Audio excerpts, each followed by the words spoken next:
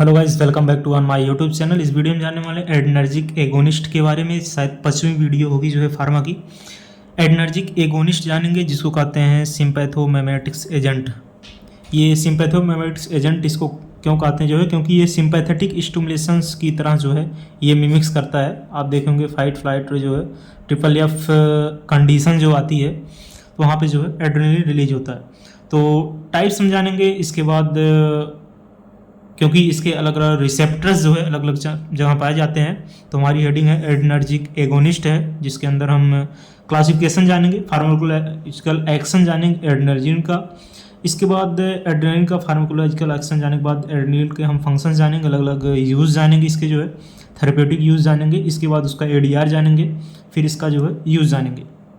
तो टाइप्स की अगर हम बात करें तो ये दो प्रकार के होते हैं, मतलब इनके रिसेप्टर्स की अगर हम बात करें तो अल्फ़ा 1 अल्फ़ा 2 रिसेप्टर्स पाए जाते हैं।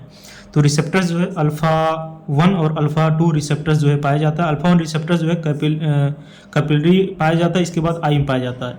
अल्फ़ा 2 रिसेप्टर्स जो है ब्रेन स्टेम पाया जाता है। तो ये रिसेप्टर्स के बारे में बात रही जो है।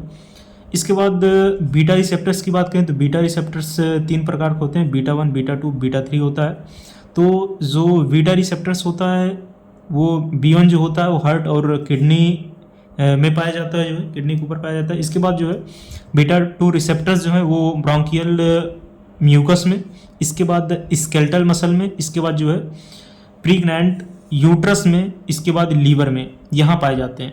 Bronchial mucus, skeletal muscle, pregnant uterus, इसके बाद जो है लीवर, यहाँ पे जो है बीटा 2 रिसेप्टर पाए जा रहे हैं। बीटा हार्ट और किडनी पाया जा रहा है। बीटा 3 रिसेप्टर की बात करें तो ये जो है एडिपोज टिश्यू में पाए जा रहे हैं। बीटा 3 रिसेप्टर जो है ये एडिपोज टिश्यू के ऊपर जो है यहाँ पाए जा रहे हैं। इसके बाद classification on the basis of their chemical structure.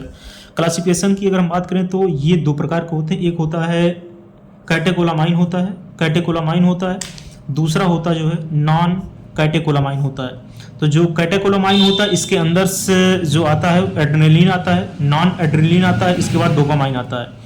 Adrenaline, non adrenaline, इसके बाद डोपामाइन जो है वो आता है कैटेकोलामाइन के अंदर आता है। जो नॉन कैटेकोलामाइन होता है उसके अंदर आता है जो है टायरामाइन आता है, एम्फीटामिन आता है, इसके बाद सालब्यूटामॉल का आपने नाम सुना ही होगा जो है, जो कि यूज़ होता है इनके साथ जो है रिस्पायरेटरी। तो सालब्यूटामॉल जो है अस्थमा वगैरह केस में या जो है ऐसे कंडीशन यूज होता है। इसके बाद इफेड्रिन जो है ये 4th नंबर का हो गया, जो नॉन कैटेकोलामाइन के अंदर आता है। तो ये ड्रग्स हैं जो कि यूज़ हो रही जो है। तो कैटेकोलामाइन के अंदर एड्रेनलिन आता है, नॉन एड्रेनलिन आता है, इसके बाद डोपामाइन आता है, इसके बाद टायरामीन आता है, इसके बाद एम्फीटामाइन आता है, इसके बाद सालब्यूटामॉल और इफेड्रिन जो है ये आता है नॉन कैटेकोलामाइन के अंदर आता है। इसके बाद हम देखने वाले हैं pharmacological action of adrenaline. Adrenaline का फार्माकोलॉजिकल एक्शन क्या है, क्योंकि बहुत इंपॉर्टेंट हो जाता है एड्रेनलिन का फार्माकोलॉजिकल एक्शन। एड्रेनलिन का हम देखने वाले हैं फार्माकोलॉजिकल एक्शन।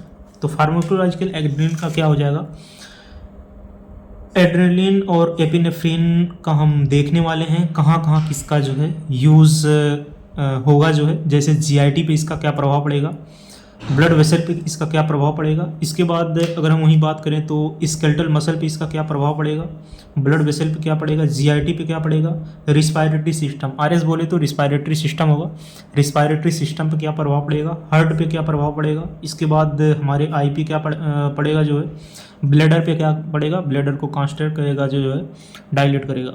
जीआईटी पे क्या पड़ता है, गैस्ट्रो इंटेस्टाइनल ट्रैक्ट की बात करें तो पैरास्टाल्सिस जो है मूवमेंट करवाता है, पैरास्टाल्सिस मूवमेंट जो है ये कम कर देता है, पैरास्टाल्सिस मूवमेंट जो है ये कम कर देता है।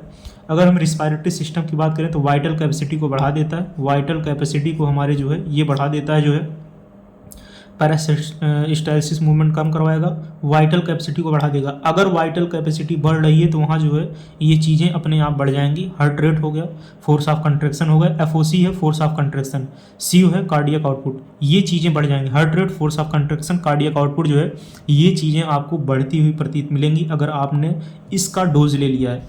इसके बाद या सिंपैथेटिक कंडीशन में मान लीजिए शेर दौड़ा लिया तो उस कंडीशन में ये चीज़ें अपने आप हो जाएंगी। अगर शेर दौड़ा लिया तो उस टाइम आपको जीआईटी का थोड़ी ना लगेगा, आपको भूख प्यास नहीं लगेगी, वहाँ आपका जो है मुंह सूखा हुआ मिलेगा। और इसके बाद देखिए स्किन एंड म्यूकस जो है कंस्ट्रिक्ट हो जाएंगे, तो ये चीज़ आपको मिलेंगी।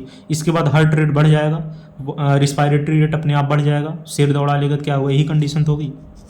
इसके बाद वहाँ पे आपको जो है और क्या देखने को मिलेगा, ब्लेडर क्या करेगा, डिस्ट्रोसर, ये जो डिस्ट्रोसर है ये मसल है, ये आपने अगर पढ़ा होगा एनाटॉमी ठीक से, तो ये जो है मसल पाई जाती है जो कि मसल ब्लेडर की मसल है। इसके बाद ये क्या करता है, रिलैक्स हो जाता है, relax and increase holding capacity of bladder, ये ब्लेडर की जो है कैपेसिटी को बढ़ा देता है। इसके बाद आई पे हमारे क्या प्रभाव पड़ेगा जो है एड्रेनलिन का और एपिनेफ्रिन का, आई पे काज ऑफ मेड्रियासिस करवाता है, मेड्रियासिस करवाएगा, मेड्रियासिस में क्या करेगा, reduction of intraocular pressure, IOP को घट जाता, आईओपी जो है ये घट जाती है, जो है इंट्राकुलर प्रेशर जो है घट जाएगा। इसके बाद हम वही बात करते हैं फार्माकोकाइनेटिक्स की बात करें, तो फार्माकोकाइनेटिक्स की हम बात करें तो एब्जॉर्प्शन इसका ये तो इंट्रामस्कुलर दिया जाएगा, अगर बाहर से दे रहे हैं तो इंट्रामस्कुलर ही देते हैं। इसके बाद एक्सक्रीशन जो है यूरिन के थ्रू एक्सक्रीट हो जाएगा, मेटाबॉलिज्म पूरे बॉडी में ही हो। इसके बाद थेरेप्यूटिक यूज़ हम देख रहे हैं, थेरेप्यूटिक क्या यूज़ है, थेरेप्यूटिक यूज़ जो है काफ़ी इंपॉर्टेंट है। तो थेरेप्यूटिक यूज़ हम देखेंगे जो है, थेरेप्यूटिक यूज़ क्या है, बीपी को बढ़ा देता है, राइज बीपी क्या बढ़ाता है, डोपामिन, नॉन एड्रेनलिन, इसके बाद जो है इफेड्रिन, तो ये चीज़ें जो है ये बढ़ा देता है, बीपी को बढ़ा देता है, rise BP, dopamine, non adrenaline, इसके बाद जो है इफेड्रिन। इसके बाद ब्रोंकोडायलेटर क्या करवाता है, साल्ब्यूटामॉल क्या करवाता है, ब्रोंकोडायलेटर करवाता है। इनके साथ अगर आपको अस्थमा वगैरह हो जा रहा है तो ये साल्ब्यूटामॉल जो है ये लेते हैं, साल्ब्यूटामॉल का सिरप वगैरह भी आता है, टेबलेट भी आती है, तो इसको चीज़ें ले सकते हैं। कार्डियक स्टिमुलेंट क्या करवाएगा जो है, एड्रेनलिन क्या करवाएगा, कार्डियक स्टिमुलेंट करवाएगा, कार्डियक आउटपुट जो है ये बढ़ा देगा, कार्डियक स्टिमुलेंट करवाएगा, स्टिमुलेट करेगा, बढ़ा देगा। इसके बाद क्या करेगा, यूरिनरी रिलैक्सेंट जो है, यूरिनरी रिलैक्सेंट, तो वहाँ पे क्या साल्ब्यूटामॉल लेंगे। तो ये चीज़ें हो गई जो है एड्रेनर्जिक एगोनिस्ट के बारे में। एक बार फिर से हम रिवीजन कर लेते हैं, क्योंकि लिखने से थोड़ा सा सही रहता है, अगर हम लिख लेते हैं पहले से तो आपको चीज़ें समझाने में और कम टाइम में हो जाती है। यही चीज़ें अभी वीडियो बनती तो लगभग कम से कम जो है 25 से 30 मिनट लगता। तो एड्रेनर्जिक एगोनिस्ट जो कि सिंपैथोमिमेटिक्स एजेंट्स भी इनको कह सकते हैं, ये मिमिक्स करता है जैसे सिंपैथेटिक स्टिमुलेंट्स, ऐसी कंडीशन जैसे मान लीजिए आपको शेर दौड़ा लिया तो ऐसी कंडीशन आता है, तो वो जो है तो मिमिक्स करता है as like action of sympathetic stimulation. इनके टाइप्स की अगर हम बात करें तो रिसेप्टर्स पाए जाते हैं अलग जगह, जैसे अल्फा 1 अल्फा और बीटा। तो अल्फा 1 के अंदर, अल्फा 2 के अंदर, बीटा 1 बीटा 2 बीटा 3। तो अल्फा 1 के जो कैपिलरी और आइम पाया जाता है, इसका प्रॉपर डायग्राम भी जो है बना हुआ है। तो अल्फा 2 के अंदर ब्रेन और स्टेम में पाया जाता है, अल्फा 2 जो है ब्रेन और स्टेम पाया जाता है। बीटा 1 रिसेप्टर्स जो है हार्ट और किडनी में पाए जाते हैं। बीटा 2 रिसेप्टर्स जो है, बीटा 2 रिसेप्टर्स या ब्रोंकियल म्यूकोसा, इसके बाद या म्यूकस, ब्रोंकियल म्यूकस, इसके बाद जो है बीटा 3 स्केलेटल मसल, इसके बाद प्रेग्नेंट यूटर, इसके बाद जो है लीवर। बीटा 3 रिसेप्टर्स जो है एडिपोज टिश्यू में यहाँ पे पाए जाते हैं। इसके बाद वहीं हम क्लासिफिकेशन की बात करें, on the basis of chemical structure के बेसिस पे हम क्लासिफिकेशन की बात कर रहे हैं। तो classification on the basis of chemical structure दो प्रकार के होते हैं, एक होता है कैटेकोलामाइन होता है, एक होता है जो है नॉन कैटेकोलामाइन होता है। तो जो कैटेकोलामाइन होता है उसके अंदर एड्रेनलिन आता है, नॉन एड्रेनलिन आता है, इसके बाद डोपामिन आते हैं। जो नॉन कैटेकोलामाइन होता है इसके अंदर आता है टायरामाइन आता है, एम्फेटामाइन आता है, इसके बाद जो है साल्ब्यूटामॉल आता है, एफेड्रिन आता है। थेरेप्यूटिक यूज़ की अगर हम बात करें तो ये राइज बीपी, डोपामिन और नॉन एड्रेनलिन, उसके एफेड्रिन। ब्रोंकियोडायलेटर जो है साल्ब्यूटामॉल, कार्डियक स्टिमुलेंट एड्रेनलिन, इसके बाद यूरिनरी रिलैक्सेंट, इसके बाद साल्ब्यूटामॉल। फार्माकोलॉजिकल एक्शन ऑफ एड्रेनलिन हम देख रहे हैं। तो फार्माकोलॉजिकल एक्शन एड्रेनलिन का अगर हम देख रहे हैं तो वहाँ हम क्या चीज़ें देखेंगे, एड्रेनलिन एपिनेफ्रिन इनका देख रहे हैं। जीआरटी क्या करेगा, जीआरटी क्या कर रहा है, घटा दे रहा है, मूवमेंट को घटा दे रहा है, पैरालिसिस मूवमेंट जो है घट जाएगी, अपने आप घट जाएगी। क्योंकि अगर आप सोच रहे हैं कि अगर हमको शेर दौड़ा ले रहा है तो उस कंडीशन में क्या होगा, अपने आप चीज़ें आपको जो है समझ में आ जाएंगी। इसके बाद जो ये चीज़ें हो गई, म्यूकस वगैरह हो गया, सब कम हो जाएगा। म्यूकस का प्रोडक्शन, अब सेट दौड़ा लिए तो वहाँ म्यूकस का प्रोडक्शन तो होगा नहीं। रिस्पायरेटरी सिस्टम बढ़ जाएगा, अपने आप बढ़ जाएगा। हार्ट रेट अपने आप बढ़ जाएगा। सारी cardiac output, force of contraction हो गया, जो भी चीज़ें हार्ट से रिलेटेड हैं सारी चीज़ें बढ़ जाएंगी। और स्केलेटल मसल जो है वो क्या हो जाएगा, स्केलेटल मसल डायलेट हो जाएगा, जो है स्केलेटल मसल डायलेट हो जाएगा। इसके बाद आई पे क्या प्रभाव पड़ेगा, आई पे क्या पड़ेगा, इंट्राऑक्यूलर प्रेशर घट जाएगा, जो है माइट्रियासिस करवाएगा, जिसके कारण जो है इंट्राऑक्यूलर प्रेशर घट जाएगा। जो है ब्लैडर को क्या करेगा, जो है ये रिलैक्स करवा देगा, जिससे अंदर होल्डिंग कैपेसिटी ऑफ ब्लैडर बढ़ जाएगी। और जो हमारी मसल है डिट्रोसर, उसको क्या करेगा, रिलैक्स करवाएगा। तो किस मसल को रिलैक्स करवाता है उसका नाम है डिट्रोसर मसल। ये मसल है, एक बार फिर से आपको बता दें, मसल है। इसके बाद जो फार्माकोकाइनेटिक्स होगी, फार्माकोकाइनेटिक्स कहाँ कहाँ इसका जो है हो रहा है, एब्जॉर्प्शन कहाँ हो रहा है, डिस्ट्रीब्यूशन कहाँ हो रहा है, मेटाबॉलिज्म कहाँ हो रहा है, इसके बाद जो है एक्सक्रीशन कहाँ हो रहा है। तो एब्जॉर्प्शन इसका होगा, ये ओरली तो दिया नहीं जाता है, तो इंटरमस्कुलर ही दिया जाता है। इसके बाद वहीं एब्जॉर्ब होगा हमारे जो है। एक्सक्रीशन कहाँ होगा, हमारे यूरिन के थ्रू एक्सक्रीट हो जाएगा। जो कोई भी ड्रग होती है सभी यूरिन के थ्रू, यूरिन के भी थ्रू होती है, स्किन के भी थ्रू होती है, अलग अलग पार्ट के थ्रू हमारी जो है ड्रग एक्सक्रीट हो जाती है।